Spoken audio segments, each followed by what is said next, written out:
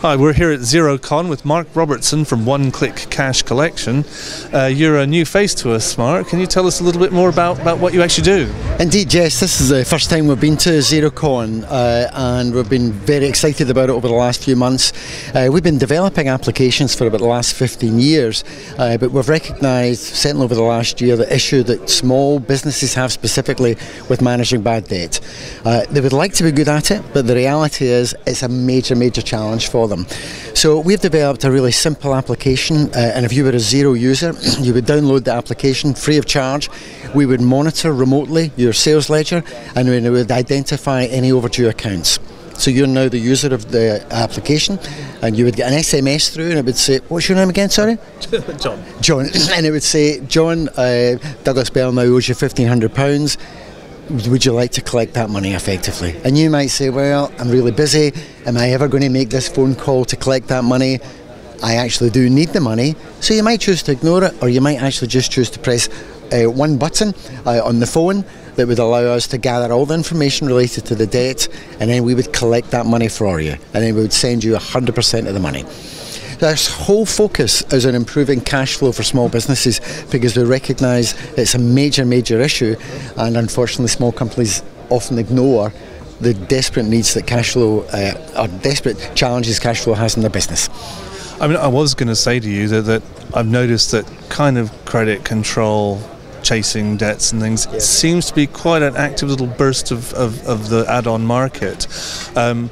I was thinking, what's going to set One Click apart from the others, but the idea of where you're actively collecting the debt, that is a little bit different. How does that work, and how do you fund it? I mean, most people would be probably taking 15 or more % off of it. Indeed. I mean, I think you're absolutely right. There's been quite an upsurge in apps recently directly related to managing bad debt, and two at the show in particular with Chaser and Sotago have built a really cool application, and it reminds people constantly by email about an overdue account.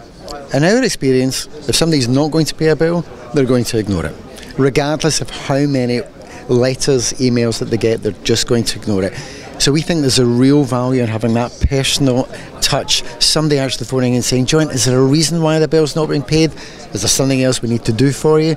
Have you not got a copy of the invoice? And that personal touch, we feel, makes a massive difference. So that's our absolute USP. But unlike the others, we're not expecting thousands and thousands coming through. We're looking for the exceptions, the 4 to 6 debts a year that just can't get collected for whatever reason. And I've got a big team of 20 people.